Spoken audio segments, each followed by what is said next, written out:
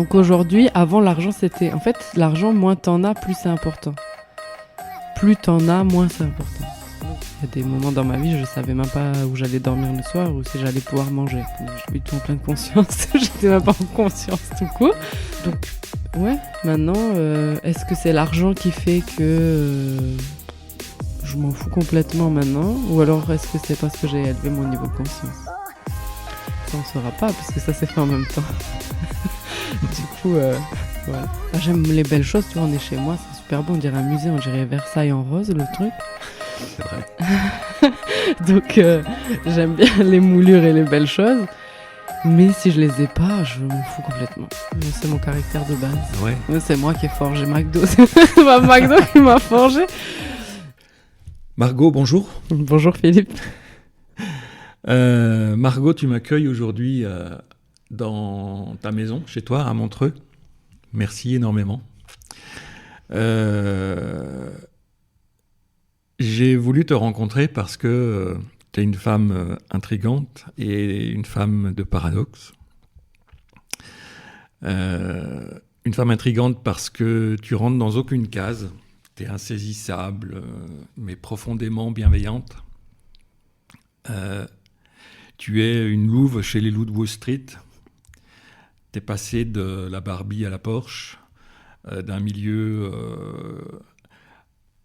modeste et aux frites de McDo à un groupe financier valorisé plusieurs dizaines de millions. Et tu fais partie donc d'un milieu plutôt macho et conservateur, même très macho et conservateur. Or, tu es une femme, et tu es soucieuse de ta forme et de tes formes, puisque tu pratiques la boxe anglaise et que tu participes même à des compétitions de boxe. Une femme de paradoxe parce que tu défonces régulièrement la spiritualité. Ah, je ne vais pas y arriver. La spiritualité, tu veux pas le dire? Une femme de paradoxe parce que tu défonces régulièrement la spiritualité, mais tu veux devenir une espèce de gourou. Notamment, tu parles de niveau de conscience, de vibration, de rituel. Tu encourages la richesse, mais tu ne parles pas de ta richesse. Tu encourages l'authenticité, mais tu communiques sous un nom de marque.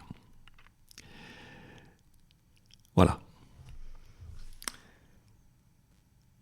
Donc, on va commencer à parler de l'entrepreneur et de l'argent, forcément. L'argent, c'est un... Tu es la papesse de la référence dans le domaine du développement financier, qui est une partie du développement personnel, dans le sens où c'est à la fois une aspiration qu'on peut avoir, être riche en termes de développement personnel, mais c'est aussi, et je crois, personnellement, dans tous les cas, c'est pas un avis qui est partagé, un moyen de se développer personnellement. Voilà, est-ce que tu peux parler un peu de ça et dire comment tu considères les choses, comment tu vois les choses? C'est ce que je te disais, moi je pense que maintenant ma vision de l'argent, je sais pas honnêtement si elle peut parler à tout le monde. Du coup j'ai tendance un petit peu à rendre ça plus accessible. Parce que comme je suis passée par tous les stades où j'avais rien, il y a des moments dans ma vie, je savais même pas où j'allais dormir le soir ou si j'allais pouvoir manger. Donc c'était un peu extrême. Oui, je travaille chez McDo, donc tu as un salaire, mais bon, tu finis un peu à découvert tous les mois. En parallèle de mes études en plus, donc c'était difficile physiquement. Tu gagnes bien ta vie. Donc j'ai fait tous les stades, vraiment. Donc forcément, ma vision de l'argent, elle a évolué. Enfin, en tout cas, quand je dis forcément, oui, pour moi, forcément. Donc aujourd'hui, avant, l'argent, c'était... En fait, l'argent, moins t'en as, plus c'est important. Plus t'en as, moins c'est important. Donc c'est... C'est-à-dire, important, ça occupe de la place dans ta vie, c'est ça? En fait, moi, j'en avais, plus c'était important pour moi, l'argent. Mais pas ce que je pouvais faire avec l'argent. Juste l'argent. J'en avais pas. Donc quand t'es en manque, tu focalises ce qui te manque en fait. Il y a des gens qui arrivent à ne pas faire ça parce qu'ils ont déjà un niveau de conscience élevé ou ils sont déjà en pleine conscience, ce qui n'est pas du tout mon cas. Moi, je n'étais pas du tout en pleine conscience, j'étais même pas en conscience tout court. Donc voilà. Mais voilà, déjà une première facette de Margot. oui, j'étais alors là, pas du tout, rien du tout. C'était très bas. Donc ouais, maintenant, est-ce que c'est l'argent qui fait que je m'en fous complètement maintenant, ou alors est-ce que c'est parce que j'ai élevé mon niveau de conscience? Ça, on ne saura pas, puisque ça s'est fait en même temps. Du coup, voilà. Donc moi, ma vision de l'argent maintenant, je m'en fous complètement. Voilà. Je sais qu'il en faut pour acheter des trucs que je veux. Voilà. Et qu'il en faut un minimum pour chaque être humain. Voilà. Donc j'aimerais que chaque être humain ait un minimum. Ça serait ce que j'aimerais. Et tu sais comment faire pour le générer. Oui, ça, je sais donc, comment tu faire. n'as pas ta oui, confiance, j'ai pas cette inquiétude. Mais même si je me retrouve sans rien, en fait, je m'en fous, en fait. Je sais pas comment dire. Je suis pas attachée aux belles choses. J'aime les belles choses, donc c'est peut-être un paradoxe. Tu disais, je suis paradoxale. Bah, j'aime les belles choses, tu vois, on est chez moi, c'est super beau, on dirait un musée, on dirait Versailles en rose, le truc. C'est vrai. Donc, j'aime bien les moulures et les belles choses, mais si je les ai pas, je m'en fous complètement. Donc, je suis pas attachée, en fait. Ce qui était pas le cas toujours dans ma vie, voilà. Donc, j'ai travaillé ce détachement-là. D'accord. Ou ce non-attachement. Donc le principe, effectivement, c'est de remettre en cause les choses. C'est de... Oui, alors mon principe de vie, oui, c'est un peu ça, oui. J'avais pu le constater ça ce week-end. C'est quasiment à chaque moment, c'est une espèce de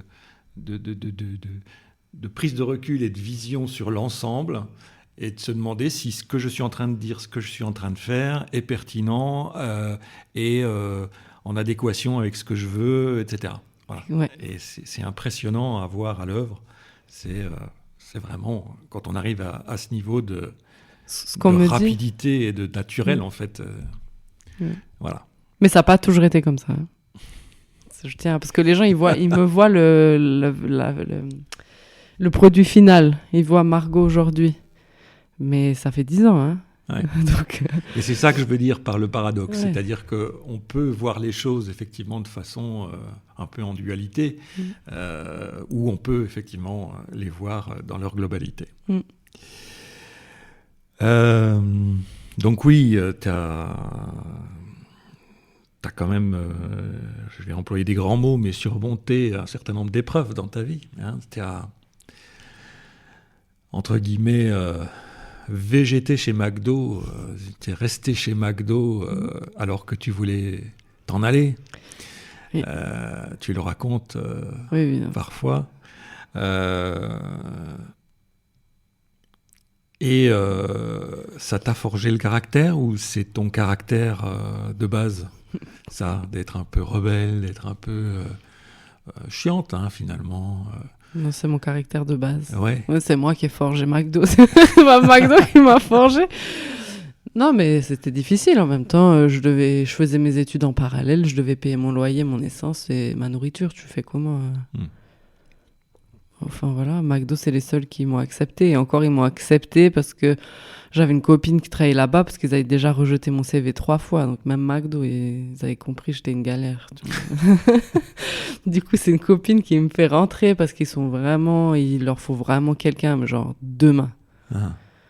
Donc, en gros, la directrice me fait passer un entretien, mais en fait, elle va me prendre parce qu'il y a trop un besoin. D'accord. Et je suis trop pénible, quoi. Okay. Donc ça, c'était un boulot étudiant, quoi. C'était...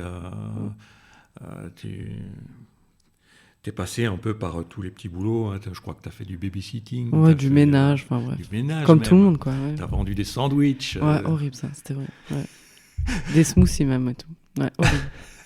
Bref, je pense que tout le monde a fait des jobs étudiants. Hein, je crois. Ouais. Et puis, t'as fait des études. Ouais. Parce que... D'abord, tes parents qui ont poussé. Hein. Puis mais en fait, tu as accepté parce que tu pensais que c'était bon pour toi. Oui. T'avais... Je pensais que j'allais devenir riche, moi. C'est ça, c'était un rêve déjà, enfin c'était un rêve de départ, ça, c'était d'avoir un bon boulot, un bon salaire. Et en fait, comment ça s'est passé derrière ? Une fois que tu as fait... je suis contente d'avoir fait... Je crois que tu es partie en Norvège en Erasmus. Oui. Non, je suis contente d'avoir fait des études de longue... C'est que maintenant que j'apprécie pleinement, ça fait peut-être depuis 1 an que j'apprécie pleinement parce qu'en fait, je rencontre des gens qui sont haut placés, pour qui les études, c'est important. Surtout en France. Je dirais majoritairement en France. Du coup, je suis contente parce que ça m'ouvre des portes maintenant. D'accord. Ouais. Et aussi, ce que j'ai vu, parce que ça m'a jamais vraiment ouvert des portes, mais là, ça m'ouvre des portes parce que j'ai fait un bac+5, parce que c'est quand même rare, parce que j'ai fait deux thèses, bref. Donc, c'est quand même assez rare, les gens. C'est comme une carte de visite pour les gens que je rencontre maintenant. Donc, je suis contente, mais aussi, ça m'a appris l'esprit de synthèse et de me structurer. Donc, ça, je suis contente. Mais oui, j'ai fait 5 ans d'études, j'ai fait une licence, ensuite j'ai fait un master en Norvège et un double master à la Sorbonne à Paris. Voilà. Donc c'était mon parcours. C'était difficile parce qu'il fallait juste que je paye tout le reste pendant 5 ans parce que j'avais pas de bourse. Alors que mes parents ne m'aidaient pas et n'avaient pas les moyens de m'aider. Donc je sais pas comment ils calculaient leur bourse. Donc voilà, je devais tout payer pendant 5 ans, donc c'est long. Voilà, donc c'est ça qui était dur. Après les études, c'était pas tellement dur parce que j'avais beaucoup de facilités. Donc par contre, si j'avais pas eu ces facilités, je pense que j'aurais pas pu faire les études que j'ai fait en travaillant. Parce que je dormais très peu, donc c'était compliqué. Mais j'avais d'énormes facilités, voilà. Donc j'avais pas besoin de réviser, j'avais pas tellement besoin d'écouter en cours et puis je me démerdais, quoi. Donc, c'était Donc ça, c'est des atouts que tu as pu cultiver à l'époque et qui te sont encore utiles aujourd'hui, c'est ça ? Oui, mais je pense que j'ai jamais travaillé ça, hein. C'est venu tout seul. Donc, je sais pas pourquoi. Oui, mais ce que je veux dire, c'est que si tu n'avais pas fait ces études, tu n'aurais peut-être pas mis ça en œuvre. Tu n'aurais peut-être pas... Ah, tu veux dire, je l'aurais pas vu ? Oui. Ouais, bah si, quand même, parce que je voyais que j'avais déjà une très bonne mémoire et que j'allais plus vite que les autres. D'accord, mais tu aurais pu être comédienne ou... Oui, j'aurais pu utiliser ma mémoire autrement, ouais. Oui, tout à fait. Après, j'étais hyper timide, alors comédienne, ça m'est pas venu comme ça. Tiens, je vais faire comédienne, non ?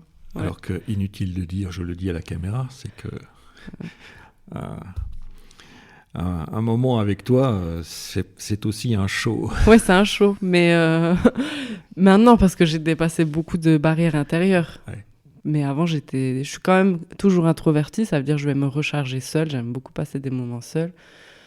Je suis pas fan de... Tu vois, il y a des gens, ils sortent, ils se rechargent comme ça. Non, moi, je vais lire et je vais rester chez moi et c'est comme ça que je suis trop bien. Mais j'ai dépassé la barrière timidité, quoi.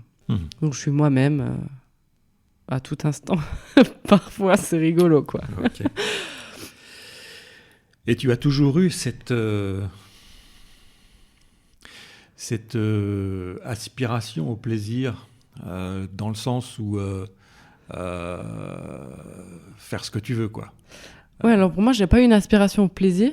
Pour moi, c'est pas le plaisir. Pour moi, c'est le prérequis de tout humain. C'est-à-dire pour vivre... De tout temps ? De tout temps. Pour vivre, tu dois faire ce que tu aimes, ce que tu as envie. Ouais. Des fois, c'est pas forcément ce que tu aimes, en fait, mais tu dois faire ce que tu as envie. Voilà, c'est juste ça. Il faut pas confondre à faire tout ce que tu veux... ou tout ce que tu aimes. C'est pas la même chose, c'est très subtil. C'est faire ce que tu as envie. Si on faisait tous ce qu'on avait envie, le monde, il serait pas comme il est aujourd'hui.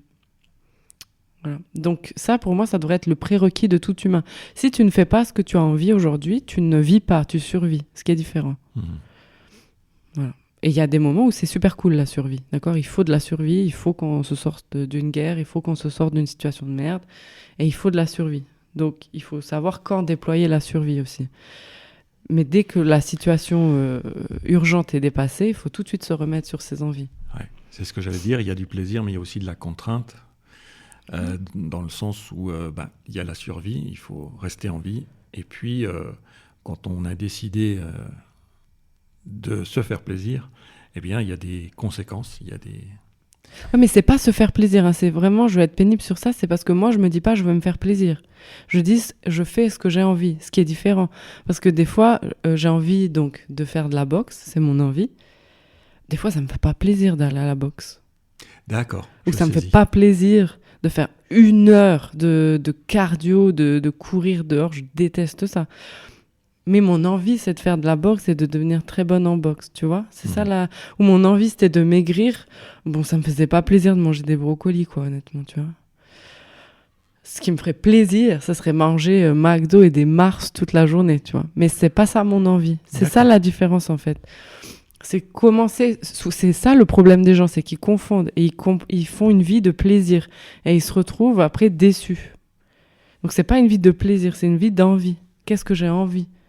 Tu vois, si tu regardes, est-ce que j'ai vraiment envie de manger McDo? Non, tu vois. C'est plutôt une fuite, je cherche du réconfort, je cherche un autre truc. Mais mon envie, c'est de me sentir bien, de me sentir en forme, tu vois. Ouais. C'est différent.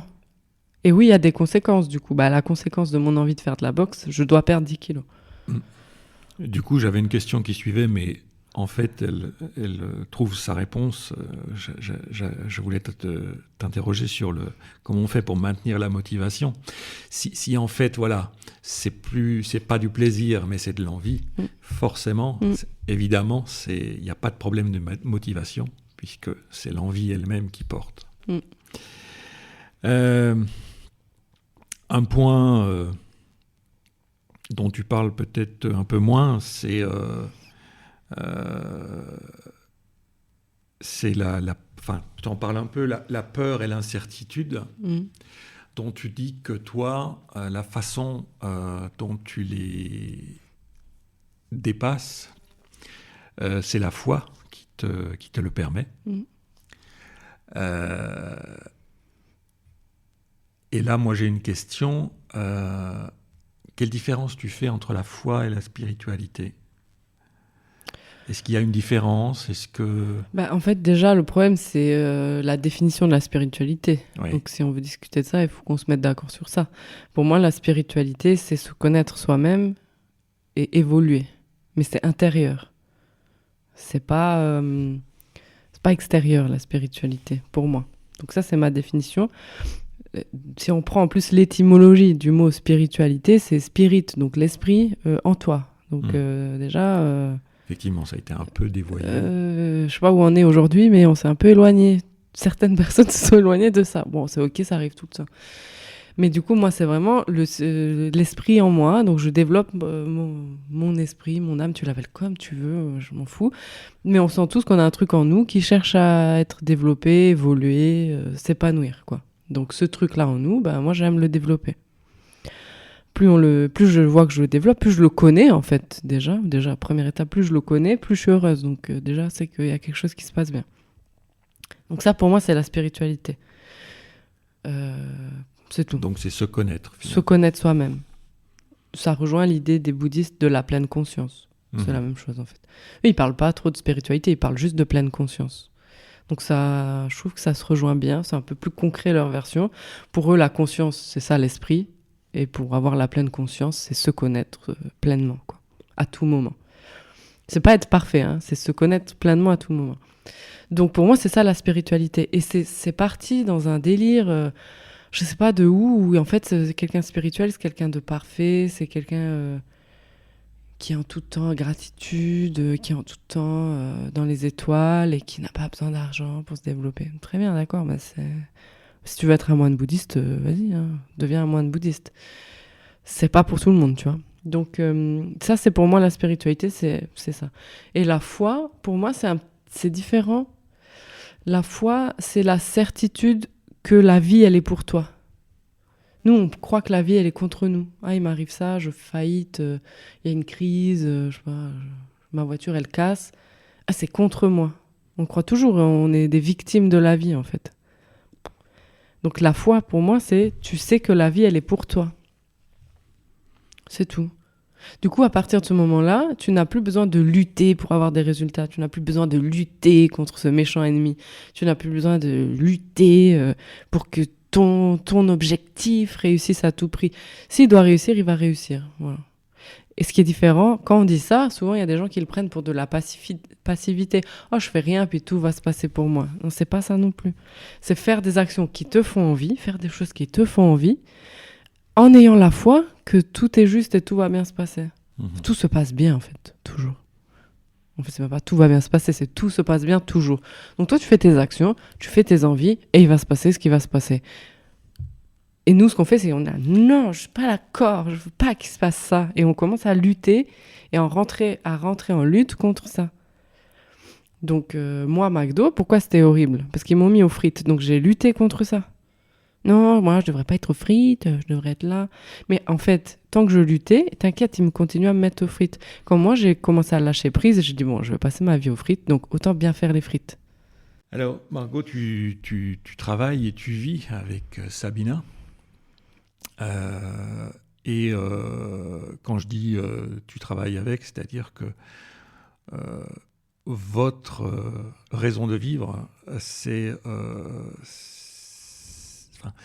votre activité est en fait ce qui vous permet à vous de vivre votre vie que vous avez choisie ensemble. Et c'est parce que vous aviez des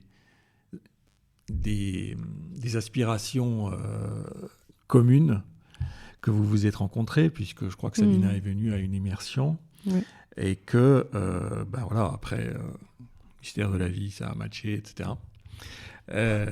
Et aujourd'hui, donc, vous développez vos activités, chacune de votre côté, pour pouvoir vivre cette vie-là. Qu'est-ce que tu pourrais donner, on va dire, comme conseil à ceux qui veulent réussir leur vie de couple et leur vie tout court, et leur vie en s'épanouissant dans leur travail. Toujours pareil, de faire ce que tu as envie. Donc, nous, en fait, avec Sabina, on s'est rencontrés. Là, on arrive sur un de ces paradoxes dont je parlais au début, c'est-à-dire, on peut se dire, mais si chacun fait ce qu'il a envie, ça ne peut pas marcher. Bah si. Ouais. La preuve. La preuve.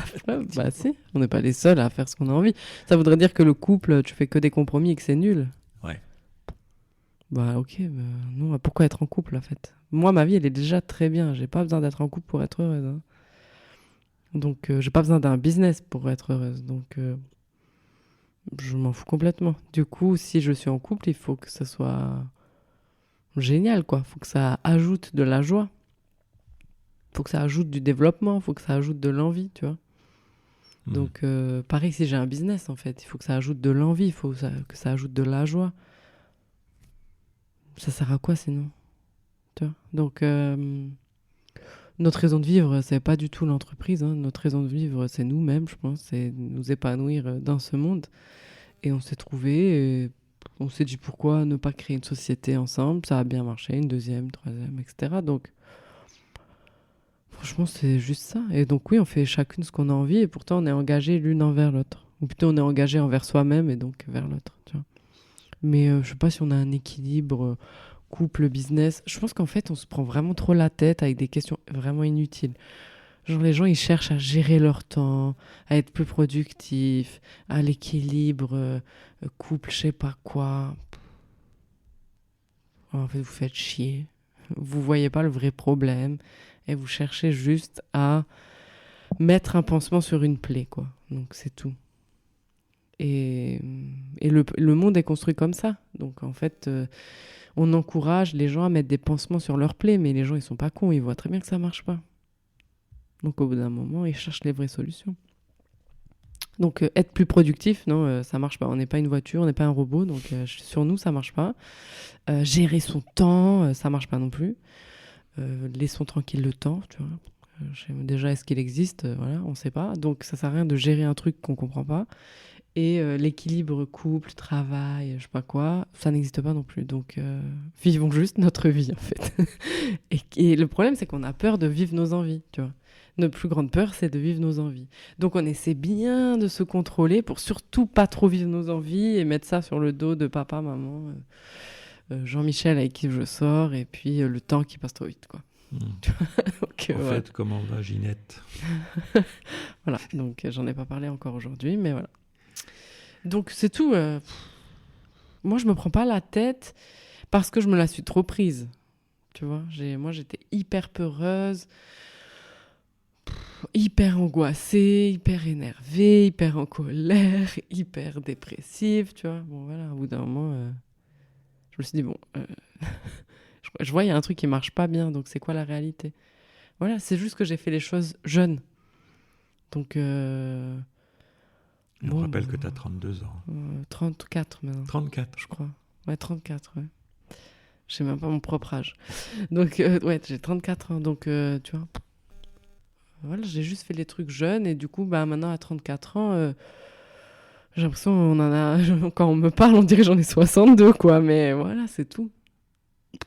C'est juste que j'ai fait les trucs jeunes et j'ai suivi mes envies. Donc, forcément, ça va vite quand tu suis tes envies. Mais la question, c'est est-ce que tu connais réellement quelqu'un qui suit ses envies? Non, il y a très peu de gens qui font ça. Donc, les gens qu'on voit qui réussissent beaucoup, selon nos critères de société, ils suivent leur envie. Et on dit, oh, ils ont de la chance, ils doivent connaître une technique qu'on ne connaît pas. Non, ils suivent leur envie. Ça demande du courage et de la pleine conscience. Et de la foi aussi, oui. Voilà, c'est tout. C'est tout, c'est simple, mais à mettre en œuvre, ça soulève tout un tas de choses. Et c'est ça qui nous fait peur. Voilà. Écoute, Margot, je te remercie d'avoir répondu à ces questions. Tu as une actualité en ce moment, tu as des projets. Alors, on peut dire déjà que depuis quelque temps, tu as développé Héritage, qui est une plateforme d'investissement destinée aux femmes qui veulent entrer dans le monde de l'investissement et qui peuvent le faire à partir de 1 000 euros. Je pense que les gens ils peuvent taper Margot Klein et verront mes actualités. Voilà. Tu as un bouquin en préparation? Peut-être pas. Je sais pas trop. Ah, tu sais pas. Non, il y a toujours Bonjour Richesse, mais pour Ouais. l'instant, j'ai pas pu publier un nouveau livre. Pas encore. Mais oui, les gens ils peuvent taper Margot Klein, je suis sur YouTube, Insta, j'ai le site, puis ils verront bien. Ok. Bon, puis dans quelques temps, on verra une nouvelle institution financière tout à fait officielle, européenne. Ministre des Finances. Ministre Allez, des Finances.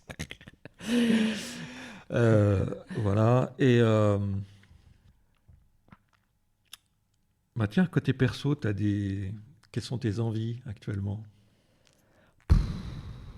J'ai trop envie de faire plein de combats de boxe. Ouais.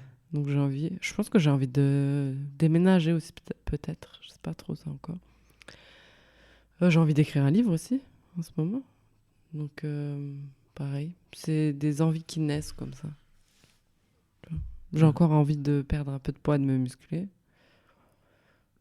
Et tes envies, tu les laisses Venir mûrir ou... Ouais, oui, en fait, Ouais. parce que des fois, en fait, une envie, c'est un peu long à développer. Hein. C'est pas... En fait, nous, l'humain, on a envie d'avoir envie, souvent. Puis la plupart du temps, on est là, j'ai pas trop envie. C'est pour ça qu'on fait des choses un peu en automatique. C'est parce qu'une envie, ça demande du temps à venir. Ça demande du temps à se clarifier, ça demande du temps à se poser, ça demande du temps à être là, quoi, tu vois, et à s'ancrer. Donc moi, je vois tu sais, comme des graines d'envie, mais il faut qu'elles mûrissent, tu vois. Donc là, je te dis le livre, machin, il faut que ça mûrisse. Donc ouais, donc tu sais, j'ai plein de graines et je les laisse mûrir. Il y en a, en fait, je me dis ah non, ça non. Donc ouais, c'est un peu lent comme processus. C'est ça qui est, ouais, on a du mal avec notre société aujourd'hui parce que tout est clac, clac, clac, très vite.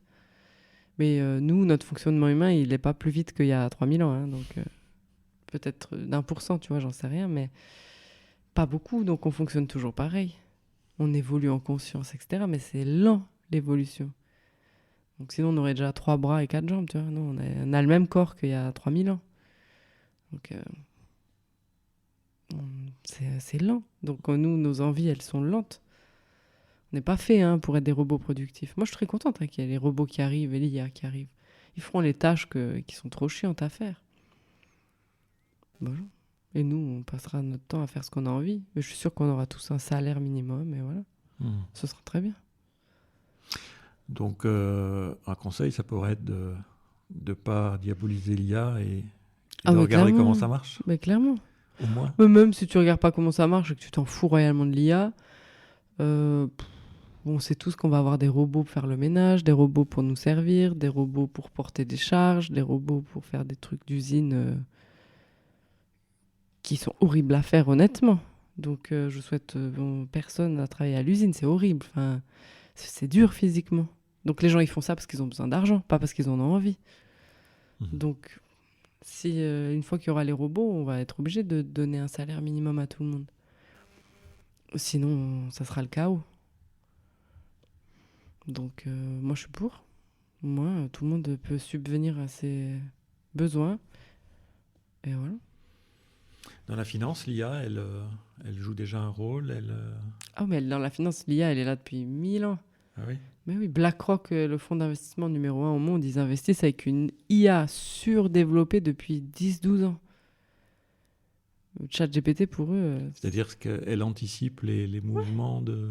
Oui, en fait, ce qu'elle fait, il s'appelle Aladdin, l'IA qu'ils ont. Donc, c'est rigolo.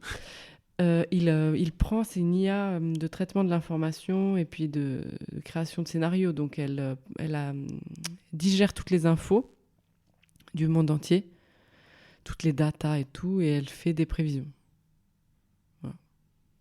Parce qu'en fait, les marchés financiers, c'est juste des marchés humains. C'est pas les gens qui deviennent riches avec l'investissement, qui sont des professionnels. Donc là, je parle pas de monsieur et madame tout le monde, tu vois.